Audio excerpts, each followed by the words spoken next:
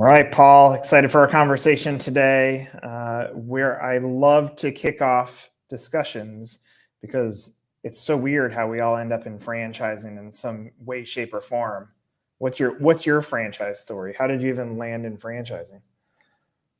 I started working with United Franchise Group about 9 years ago, and they wanted me to do their financing for at the time their big one was Sinorama, Mhm.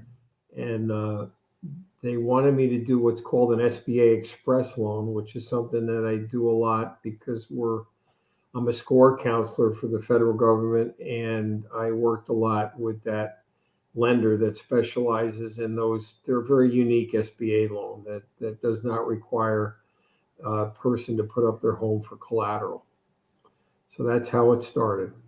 So they ask you, we need help at this, and you say, all right, I'm interested. Yeah, Tim Phillips, who's their director of finance, and we got along pretty much right from the beginning.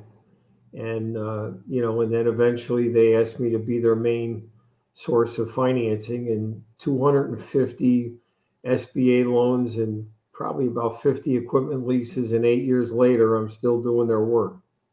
All right, so at were you a franchise supplier at the time, or did this No. force you into the industry then?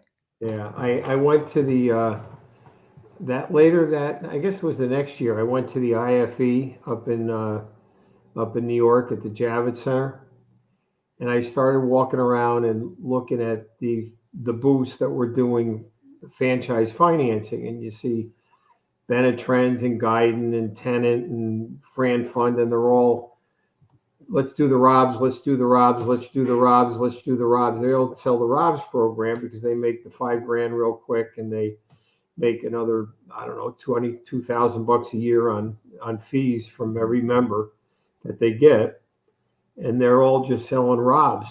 And I figured, you know what, there's got to be other products that we could offer to this industry, and we decided to start to exhibit after that. And to some extent, that's still the same players that are in there. Yeah.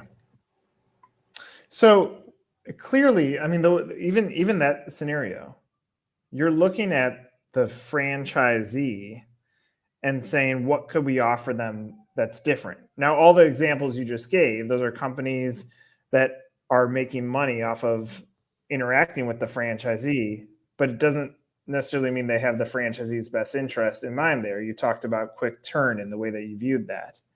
So because you want to get in front of the franchisee, the franchisor, the pathway of least resistance, or is it directly to them that you tend to have the most relationships With the franchisors, yeah, we get contacted by, I'd say, I don't know, maybe 30 or 40 different franchisors over the years that we work with. A lot of them are fitness franchisors because they look at my background and they see I've been in the fitness industry for a half a century, which gives you an idea. I'm not exactly a spring chicken. Um, and But we also do a lot, like I do the KOAs and the Yogi Bear Jellystone Park franchises in the RV park industry because I've got a background in that. But we do other things, like some restaurant franchises and things like that. But we probably work with about 20, 25 different franchises. We're not the biggest one out there, but we're probably not the smallest one either.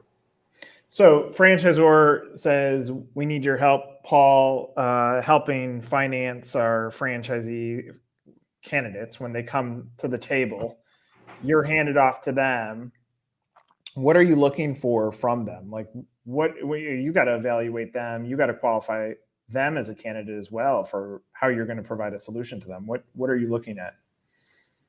Well, the first thing you try to figure out, depending on if you have any experience in the franchise or not, is how much money does it take in total to open up the franchise, including the working capital and some contingency for construction overruns. Then once you have your hand around, your head around that amount, so now you know the total they need. Then the next thing is with most SBA, well, depending on whether it's SBA or not, because we we have ways of combining like equipment financing with the express loan, which is what that example I was using with Sinorama. We used to finance $150,000 worth of the Sinorama equipment package with and get them working capital with an express loan. So there's different ways of getting to the finish line besides just SBA. But as a general rule, SBA is the most preferred path because it's simplest for them and for us. So the down payment amount usually is around 25%. So once you know the total, then and you know what their down payment requirement is. So the next thing is how much money do you have and where did you get it from? Is it a gift? Is it money you've saved? Are you getting it from savings? Are you getting it from liquidating stock? Are you going to use your retirement account? Because we do the ROBS program with people for their down payment, because they don't have, if you got a $500,000 project, you need to come up with $100,000. I mean, there's not a lot of people have $100,000 sitting around a checking account. Yeah. So they might have to use the ROBS program for that using their retirement account. So once we figure out what's the path to get them to the 500,000 in that example, then the next thing is what the requirements are for that particular product. So with some products, it's just having good personal credit. That's usually next. That's 700 or more is a general rule. What are they financing? Like in the pandemic, we had a lot of people trying to get RV parks. I mean, that was a real hot industry. And then if you told me you're trying to finance a restaurant or a gym, they'd run the other way. So, it depends on what it is that they're trying to finance, what industry. So it's kind of a combination, I'd say, to crystallize it would be how much money do they need down and do they have it? What's their credit score? What's the industry they're trying to go in, and then we figure out the best product. What's the state of financing right now when it relates to franchising? What are you seeing? Got 85 million in approvals with 124 people. We're busy. That's good. Yeah, we're busy. So lending is not an issue currently. No. Okay, that's good. So let me share. I'm going to share some opinions that I have, and I would love your feedback on it.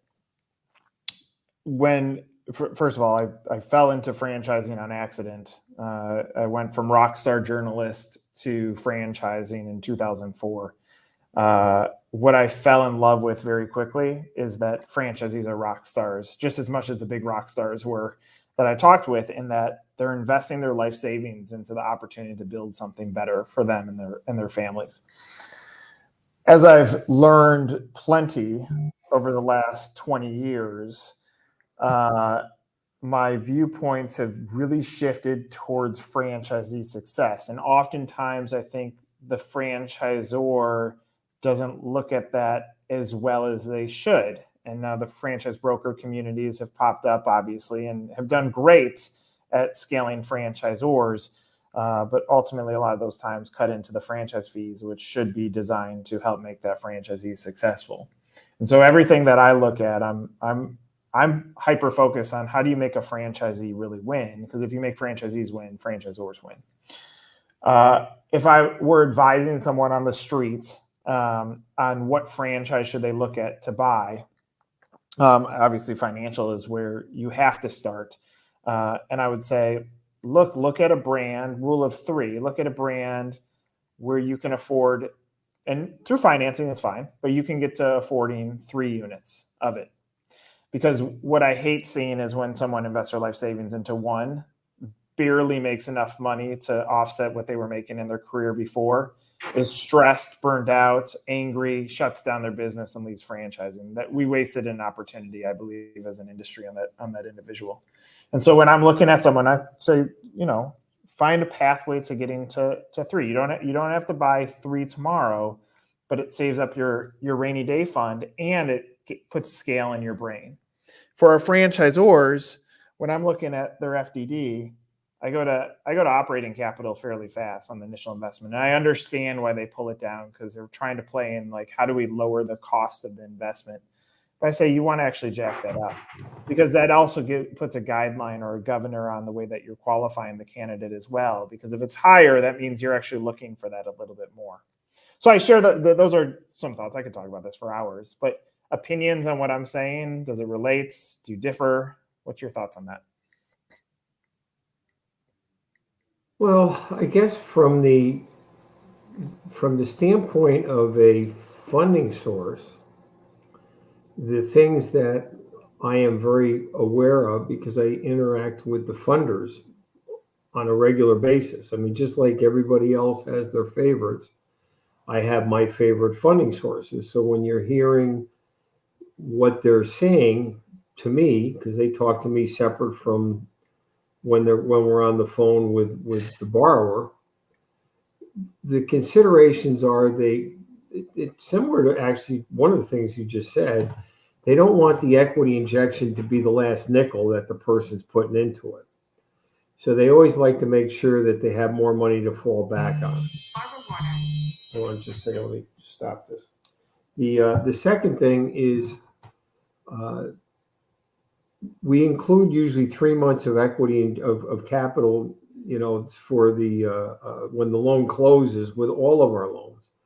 So, if an average first year expenses for the business is going to be, let's just say $20,000, there's going to be a $60,000, fund that's going to go into the operating account from the lender when the loan closes to make sure they have enough money. With USDA loans, which we do a lot of for campgrounds, which a lot of people don't even know USDA does business financing. They think it's more for residential real estate in the middle of the country. We actually have programs in place where they're not making any payments to speak of until they're actually cash flow positive. So a lot of it has to do with how the funder can position the borrower to maximize their chance of success. So those are the things that popped into my mind when I was thinking about what you said. I mean, we have a role in making sure they're successful by making sure that they have enough money to fall back on and that they have working capital, before they're successful. Yeah, I think that ends up being essential. I mean, the way that I've looked at working capital again, and not that my way is the right way. It's just the way that I look at it. I say, okay, well, let's think about how much money they're going to replace in their career as well. So you make $120,000 a year. You're saying 3-month operating capital. Mentally, they want to get back to how am I making $10,000 a month, and I'm using back of the napkin math. Yeah. I said, I think franchising, it's kind of like golf. Like there's a lot of people that can do it, but sometimes the mental game ends up having the highest and best impact. And so I want to see grit. I want to see hustle. And that's some of the approach that I'm sure you see when you're talking to the borrower and seeing their excitement and their approach to taking this. I don't want to see fear. I want to see a limited amount of that, because it is tough. It's tough to be a franchisee. And I'm sure you've seen it hundreds and hundreds of times over since you've been in this. And so if we can set them up in the best way, and financing should absolutely 100% be in the toolkit for how you get to winning. And oftentimes I think franchisors undervalue that. If you look at, if you and I were to pull up 100 franchisor websites and count the amount of websites that have a financing section, just educating the buyer on what they need to know about financing, I bet you it would be under 5%. Oh, you're right. Well, there's an issue with financing for the franchisor too, legally. Franchisors that are collecting a franchise fee have to distance themselves from the funding sources. Otherwise, there's some legal issues. So what the franchisors do, the majority of them, not all of them, but most of them, will give them a short list of companies. So we're on a list normally with a Benetrends or a Fran Fund or somebody like that. And and what the borrowers do is they interview the different companies that they're introduced to, or they just go to a local bank. The only one that I've seen that really just uses a couple of them is United Franchise Group uses Benetrends for for the ROBS program, and they use me for equipment financing and SBA loans, just because they've been doing it for, I don't know, 30 years, and they've just figured out who in their opinion, the best companies are. Yeah. What do you love about franchising? I've been, first of all, I've been self-employed since I'm 28, and I'm 70. So I've been self-employed for over 40 years. And the business that I started is very different than the business I'm in right now. I mean, they're not even close. It's been a regular evolution. So the answer to your question is, they're given a roadmap. People that I talk to, most of them have never, not all of them, but I'd say more than 50% have never been in business. Right. More than 50% have never had an SBA loan or an equipment lease. They've probably had a mortgage for a house and maybe a car loan, and that's it, but they've never had a business, and they've never done any kind of business financing. So they're kind of like babes in the wood to some extent.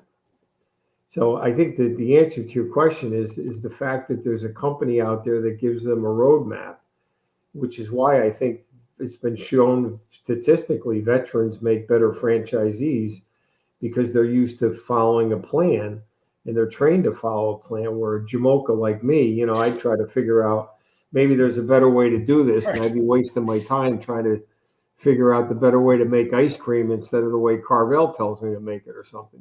It's and that's, they're given a roadmap. It's funny they say that. I quite often say I would make the worst franchisee ever, because the second I'm in there, I'm like, this is what you need to fix about your franchise. Yeah, that's good. Yeah. But I relate to a lot of what you're saying. I started my company at 27. I had no roadmap. I thought I had a roadmap, but at 27, I didn't have a roadmap. Yep. And life teaches you a lot along the way.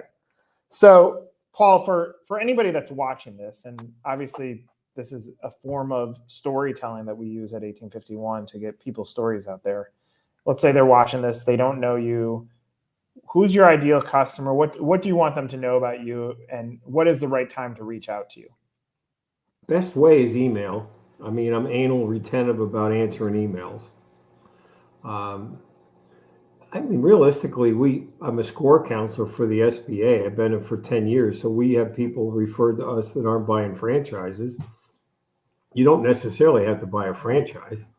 I'm the instructor for the trade association for the RV industry to teach people how to finance a campground, and most of them are not franchises.